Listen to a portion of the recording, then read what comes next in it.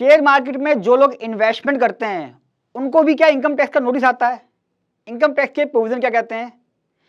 साथ में जो लोग लोगों से पैसा लेके अपने बैंक में जमा करा रहे हैं, कुछ कैश लेके जमा करा रहे हैं और शेयर ट्रेडिंग कर रहे हैं और फिर उनको बदले में प्रॉफिट दे रहे हैं, क्या सेबी में अलाउड है? और इनकम टैक्स में किन बातों को ध्यान रखना है? बहुत सारी क्वेरी आती है मेरे पास, केस कराता हूं मैं, और यूट्यूब पे एक भी वीडियो नहीं है इस मैटर पे।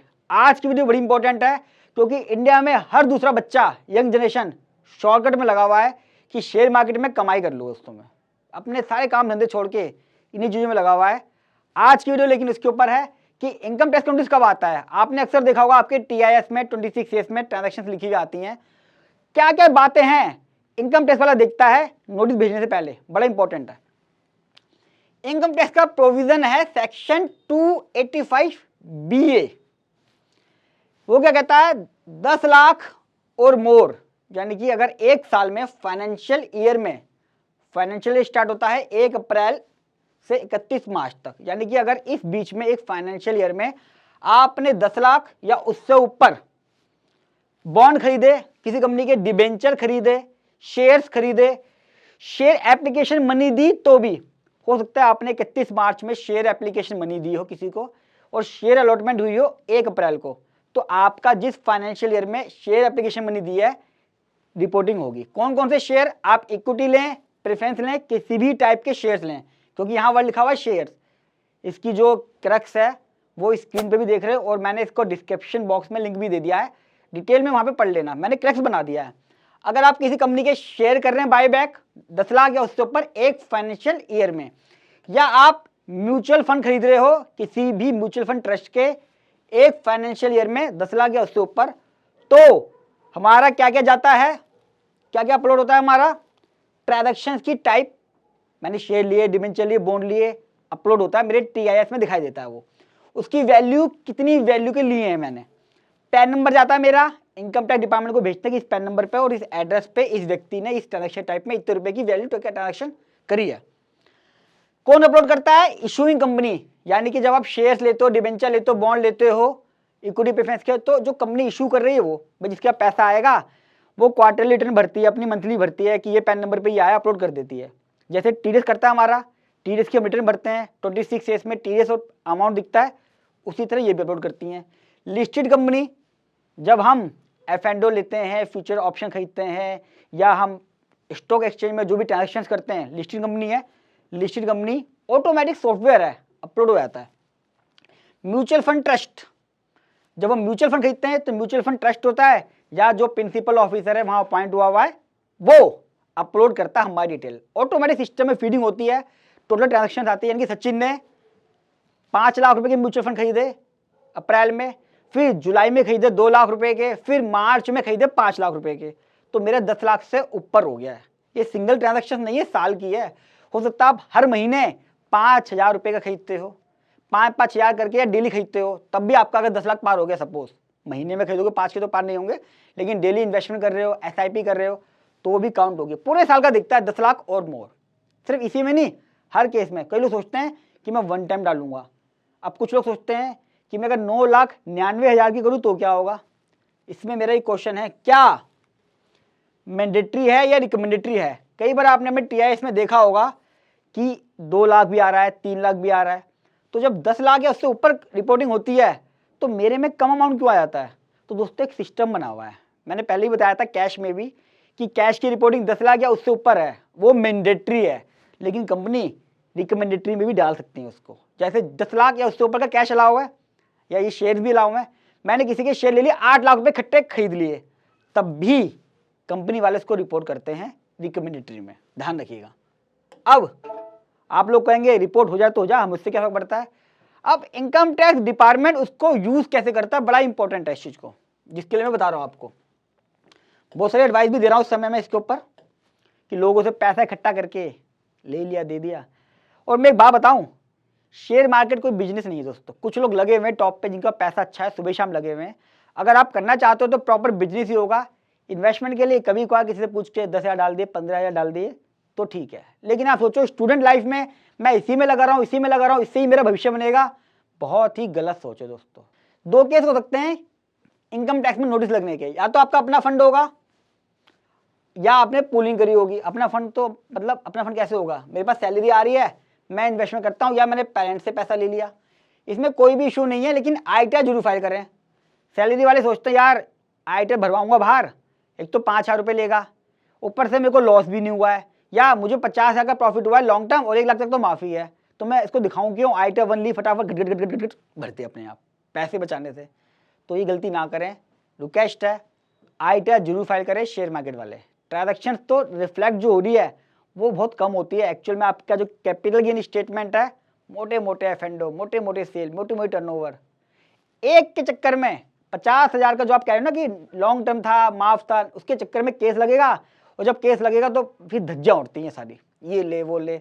जैसे वाइफ से झगड़ा होता है ना जब, तो आप जिस बात पे झगड़ा हो रहा है वो बात तो खत्म हो जाती है, आपके पिछले जन्मों तक के जो बातें होती है वो निकल के बाहर आ जाती हैं।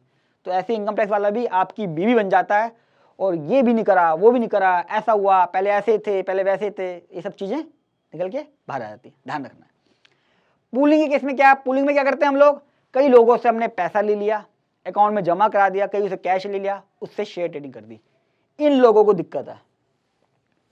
क्या दिक्कत है ये बताता हूं मैं। इशू क्या आएगा, सोर्स ऑफ फंड पूछा जाता है कि आपके पास ना कोई बिजनेस था या कुछ नहीं था, हो सकता है सैलरी वाला हो, 5 लाख सैलरी हो, लेकिन आपने 5 करोड़ की ट्रेडिंग कर दी।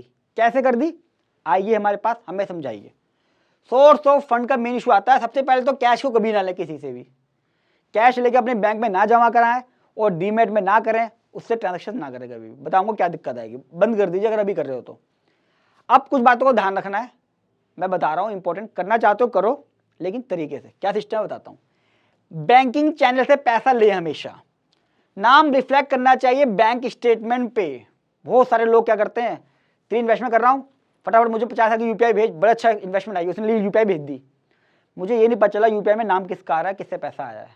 कोशिश करिए, अगर वो चेक दे रहा है तो चेक की फोटोकॉपी करा लीजिए, और उससे IMPS या ऐसा लीजिए जिससे उसका नाम रिफ्लेक्ट हो जाए, आपको कुछ बोलना ना पड़े बैंक स्टेटमेंट में। और रिटर्न भी सेम से करें, हो सकता है आपने उसे 6 महीने के लिए लिया हो, 50,000 रुपये, 1 लाख रुपए, जिस बैंक में पैसा आया है और जिस बैंक से आया है उसी बैंक में 50,000 रुपये वापिस करें सेम। ताकि कल को इनकम टैक्स वाले से बोलो, देख भाई पहले पेज पे आए 50,000, तीसरे पेज पे 50,000 वापिस गए, नाम लिखा हुआ है सेम, आया गया वापिस चला गया, क्या मुझे किसी से कुछ पूछना पड़ा।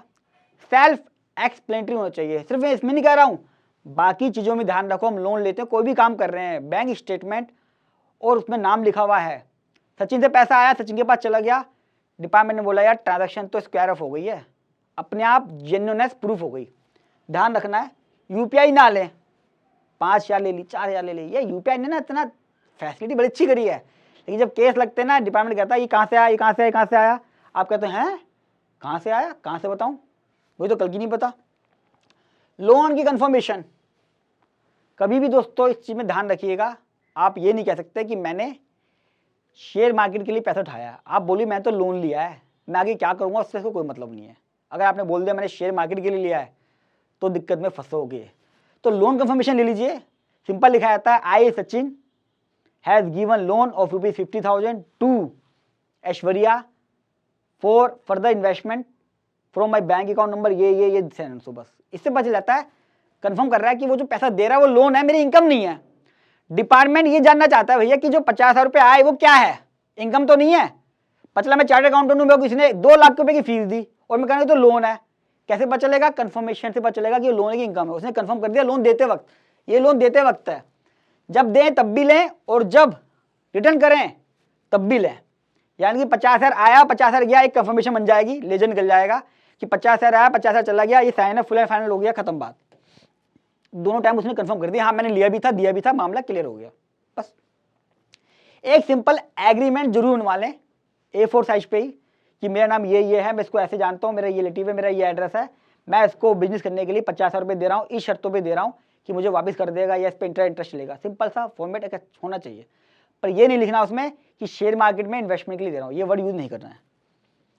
उसका सोर्स जरूर लिखवा लें, वो लिख देगा कि मेरी इतनी इनकम है, मैं अपनी सैलरी में से इसको दे रहा हूँ। ऐसा नहीं है कि वो कैश जमा करा रहा है फिर आपको जरा दिक्कत होगी पक्का, क्योंकि 2 लेयर चेक कर सकता है इनकम टैक्स डिपार्टमेंट, जिसने पैसा दिया उसका भी और जिसको उसने दिया उसका भी। तो उसमें लिखवा लें कि मेरी इनकम की सोर्स ये है, मेरा पैन नंबर ये है, मैं इसको पैसा दे रहा हूँ। और उसकी बैंक स्टेटमेंट ले लें, ITR ले लें और पैन आधार ले लें। क्वेश्चन ये आता है कि साला जिसने मुझे 50,000 रुपये दिए उससे मैं इतना कुछ करूँ, वो तो मेरे को भग जाएगा, धंधा नहीं करेगा। दोस्तों अगर वो भग जाएगा, धंधा नहीं कर पाओगे आप, तो आगे जाके आपको ही दिक्कत आएगी जब केस लगेगा। वो तो साफ मना कर देगा बाद में कि भैया मैंने 50,000 लगाए थे, अगर प्रॉफिट हुआ तो एक बार को ध्यान रखिएगा, थोड़ा लॉस हो गया अगर, फिर तो आपसे बात नहीं करेगा, फूटे मुँह भी कहेगा साले एक तो मैंने लॉस करा दे, ऊपर से जो कन्फर्मेशन चाहिए, मेरा पैन चाहिए, बैंक स्टेटमेंट चाहिए। तो ये कोशिश करें शुरुआत में, जब शुरुआत हो, किसी का इंटरेस्ट हो तो ही लेके रख ले, कम से कम पैन, आधार, कन्फर्मेशन, जितनी चीज़ें ले सकते हो उसमें से उतनी लेके अपने रिकॉर्ड में रख लीजिए। इंटरेस्ट की पेमेंट आउट ऑफ प्रॉफिट, हो सकता है आप उसे इंटरेस्ट पे करते हो कि मैं भाई तेको इंटरेस्ट दे दूंगा, तो उसको इंटरेस्ट ही शो करें। ये ना कहें कि मुझे शेयर मार्केट का जो प्रॉफिट हो रहा है वो मैं शेयर कर रहा हूँ, वो पूलिंग में आ जाएगा, सेबी में अलाउ नहीं है। अकाउंटिंग जरूरी है, सबसे इंपॉर्टेंट पार्ट अकाउंटिंग।